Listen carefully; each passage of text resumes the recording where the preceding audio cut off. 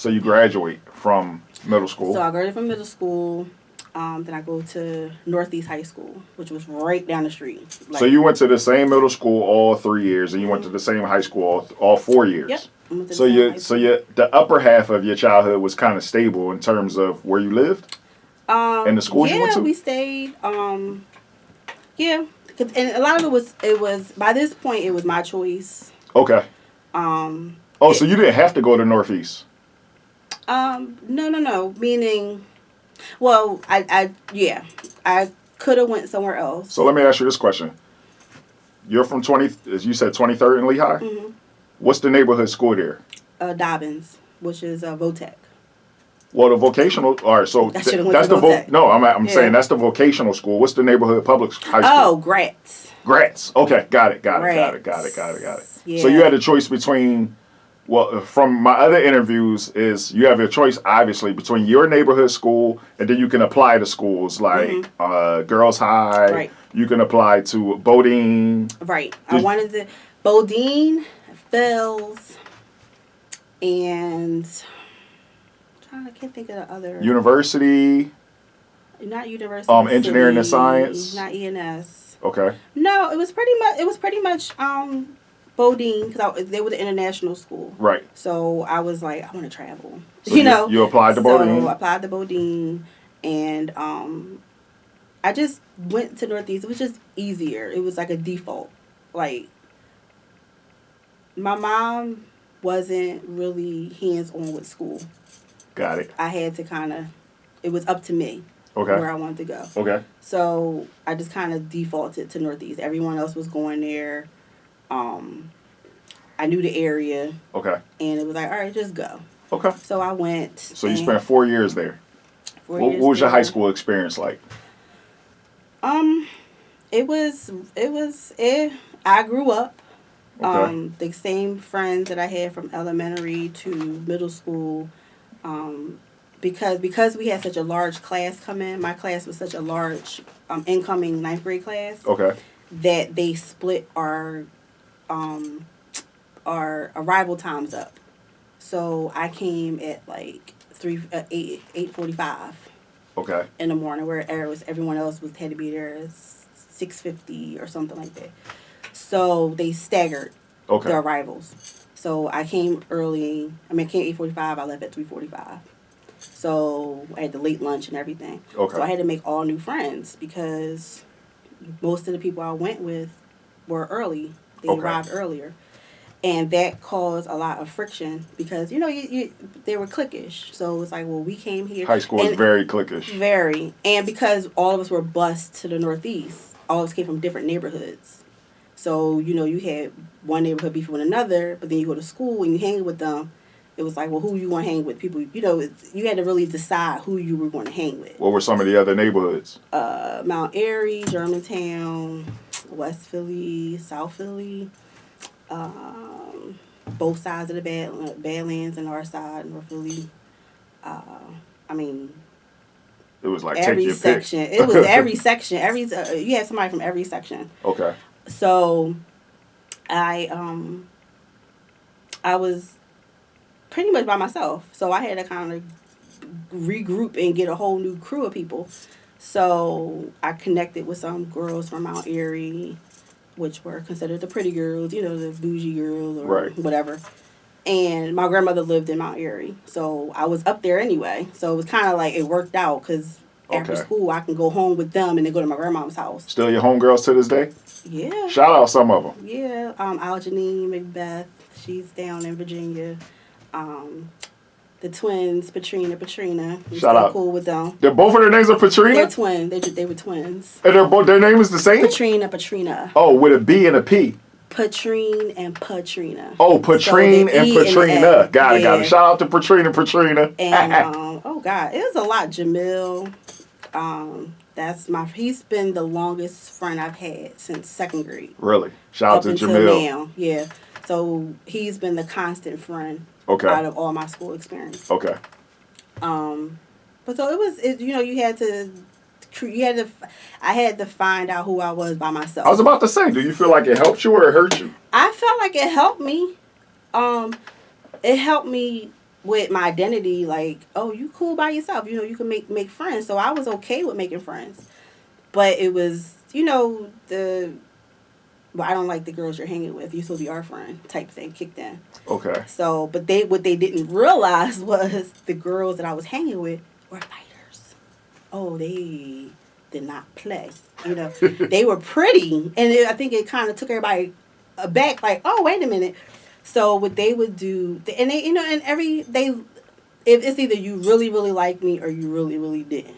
Okay. They really, really liked me. Got it. And I really liked hanging with them. So I think a part of them felt like they had to protect me. What was it about them that you liked? Like, what was it about them that you liked so much? They didn't live in my neighborhood, so I was able to go to their house, and just experience different things. You know, Okay. Patrina twins, they were Jamaican, so they taught me how to butterfly, and you know, they were like authentically Jamaican, like right. They spoke patois at home and everything. Okay. And they just do hair, so they still do hair now, but they would do my hair in these ponytails, right. You know. So it was just like hanging with kids from school that did things other than fight or did other things that, you know, not that everyone in my neighborhood did that, but it was just a chance for me to get out of my neighborhood and hang with someone else and see how what was it lived. like academically? Northeast? Yes. The cream rose to the top. Okay. You know, it was a challenge because I was quiet. So because I was quiet, I wouldn't ask questions enough. So sometimes I would fall behind because I wouldn't ask questions. I was very timid, and I was like, if I ask a question, they're going to know I don't know it, and they're going to think I'm dumb, and it was like an insecurity type thing. So I tried really, really hard on my own. So I would like read dictionaries on the way home from school. You know, I would read the thesaurus. I remember one year my stepfather bought me this little handheld. I still have it to this day. This little handheld electronic dictionary.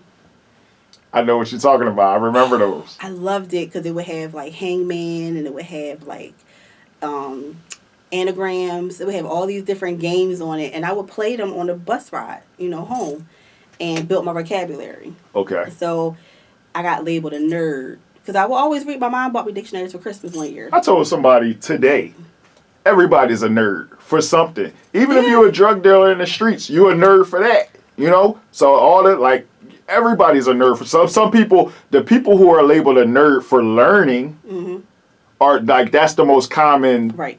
But everybody's a nerd for something. If you got a shoe fetish and every time you get money you got to go buy some sneaks, then you a sneaker nerd. If you love cars, then you a car nerd. Everybody's a nerd. It's just like everybody likes something. That's the interest you have, and if you have an interest, you want to study up on it. Exactly. And my interest was reading. Right. And words. I was never strong in math. Okay. Which, ironically, I'm a math teacher now. That is very ironic. But it was reading and writing was always my strong suit. Okay. So I would read the thesaurus, like page by page. Got it. And I wouldn't be surprised if a lot of it came from Malcolm X, because I remember reading that in his book, how he read the dictionary, you know. So... He did. Yeah. Okay. And I read that in the, that's how, when he went to prison, he read the dictionary starting from aardvark all the way down to xenophobia or something, wherever Z was. Right. But, yeah. So I just read it, you know, and then I got a real liking to novels, particularly black novels. So I was reading, what's her name? Waiting to Excel, because I can't think of her name right now. I was reading her in middle school, which I shouldn't have been. I should have been reading Waiting to Excel in middle school. Right. But, you know, I read that. I was just always like an avid reader to the point where I would get teased because I would sit and read on the steps. Terry McMillan, Waiting to Excel. Yeah. Yes. I would just read all the time. And reading gave me an escape, and it was a solace. It was like I can go by myself. I don't talk to anybody. Okay. And I can read. And I like this book, and I could carry it with me. And it was like my friend, you know. And then I journaled. Always I had a journal. When my father passed away, my mother's brother gave me a journal. Okay. And I still have the journal to this day. Cool. And I've always journaled along with my reading. So I always had a way to occupy myself if I had to be by myself. Got it. So even with me going to school at that late hour, it didn't matter because I enjoyed the bus ride by myself. I had my headphones on. I had the freedom to do what I wanted to do. Your headphones on, listening to what? Walkman, I don't remember what I would listen to. The Boys. I had the Boys CD. I don't know. It was a lot of whatever at that time, homemade mixtapes. Okay. But I was able to just be by myself and not have to talk to anybody. So even though you had a squad, you had your little team. Yeah. You were a loner. Always been. I always was able to run in and out of groups without having an established set group. Do you feel that North Philly taught you that how to adapt? Like you said, the neighborhood you grew up in was like Crooklyn. Yeah. That was a million different people on one block. Different types of people, right? Yeah. On one block in the hood, you got athletes, you got thugs, you got homosexuals, you got the religious people, you got the nerds, like you say, you got the cool people, the hustlers, so many different types of people. Yeah, and the way my neighborhood was, it was block by block. Right, so exactly. You had a little square 2-block radius. If you went down to the 3rd block, that's a whole nother neighborhood in a way. Right. And you had to know somebody to go down there to be okay. Right. So my street I grew up on, we pretty much grew up together. So we were like family. But, I would have summers where no one would speak to me. I felt like, looking back, it may have just been in my head. But during that time, I felt like people I was friends with and I grew up with, the summertime would come and something would happen and they would not speak to me anymore. They would talk to my sisters, but they wouldn't talk to me. They would kind of like shun me. And you had no problem with this? Well, at first I did because I didn't understand. I was like, why is nobody, we used to play rope. Now they don't want to play rope with me anymore. Right. And then when I was about middle school, about 13, this girl used to walk past my street all the time. And I thought she was so pretty. She was dark skinned, thin. She thought she was so pretty. And one day we spoke, and then she was like, well, come around my house. She lived on the corner, and I would walk right around the corner of her house, and she had 2 brothers, and, she was by herself, like, this only girl, and I would just go around there and hang with her, and then she would take me to her friend's house, or her cousin's house, so that kind of started me expanding off my street. Got it. And then when I was in around the same time with the 9th grade, so I met new people in these other part of the city, so I'll come home and be like, Mom, I'm not coming home today. I'm staying up Mount Airy. Or I'll be, I'm staying at so-and-so house. So your homegirl that introduced you to everybody, you still cool with her? No. No, okay. But that's no problem. Okay. No problem. It's girl part. But, that was just my first introduction of making friends off my block. Got it. Expanding. Because when you grow up in the city like that, your block is kind of your world. It is. And my block was popular. Everybody used to rock because there was a lot of girls, and it was pretty girls and guys. So they would just always run on our street all the time. Okay. So, everyone came to us, so we didn't really have to go anywhere. Did you work in high school? I worked in the summertime. Do you remember your first job? Yes. Okay, where'd you work? My first job was shampooing hair at it was a black-owned hair school that owned a hair salon right down here. Broad and Chestnut. On Broad and Chestnut, okay. Donahue's PhD. Donahue's PhD. I'll never forget it. Okay. Okay, let me back up. So my uncle's mother, I met her, and she was the chief city solicitor for Philadelphia. Is this Jeff's mom? Yeah. Okay. So say it again. She was the chief city solicitor for Philadelphia. What does that mean? So she did the claim. She was the lead on all the claims against the city. Oh, okay. So okay. She ran that office. She was an attorney, a lawyer. So she would have me come down in the summertime and like put papers in order, chronological order for her, and pay me like $20 at the end of the week. Right. I mean, but it wasn't even it was nothing but tokens and something to eat. Okay. But tokens for to get back and forth, to catch the bus back and forth. Got it. But it was enough. Because it got me up in the morning. I got up in the morning. I caught the bus. I was around other attorneys, around other professionals, and they would talk to me. And they were like really interested, and they would take me around and take me to lunch. And I'm like 12. I have a picture. I'll give you a picture.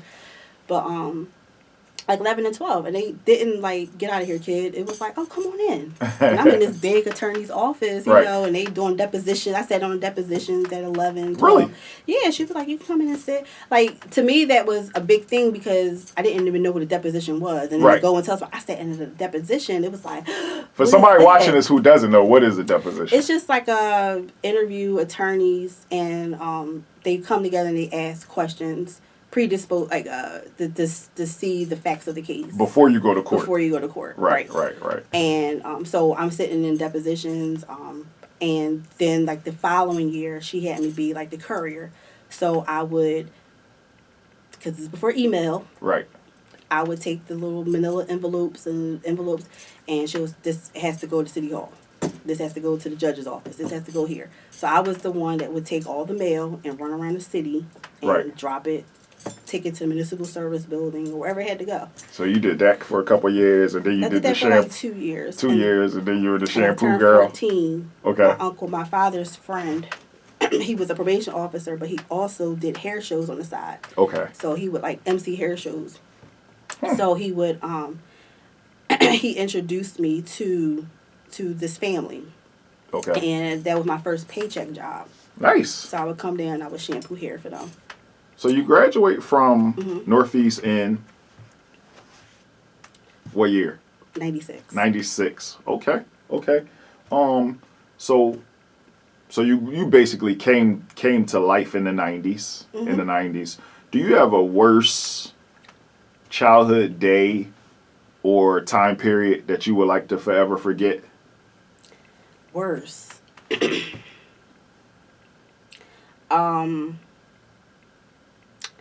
Probably my stepfather. It wasn't worse. It was just it exposed me to real life.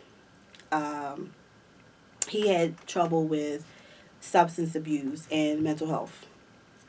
And he would every now and again cycle, which means like he would go through his phases.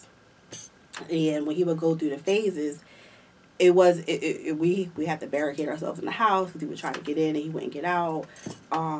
It was embarrassing because everyone saw it and there was nothing we could really do. And because he had the substance abuse, it was hard to get him help for the mental health because when he would, sober up, he was afraid he was going to relapse by taking the medication. So it was really hard for him to comprehend that he needed the medication to keep him from substance abuse. So it was like a cycle for him. Got it. And it would happen maybe once or twice a year, guaranteed. But he would, it was embarrassing because the police would be called. People had to call the police, and he would have to be 302'd. And it was... What's 302?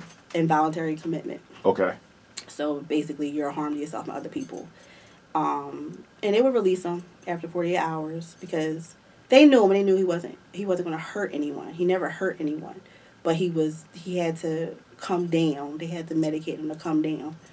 But, he would do things, like strip, then everybody's like, oh, that's your stepdad. He would tease you about it. Right. But, so I can't say there was like one bad day. Right, but that was whenever moments, that happened, it was really like, oh. So you've had some interesting experiences with men, including losing your father at an early age. You had Uncle Jeff. You had your stepdad who was going through whatever demons he was going through. Do you think that this affected your relationships with men as you got older and started picking guys for yourself? Yeah. How so? I started looking for men that were going to protect me. Okay. In a way.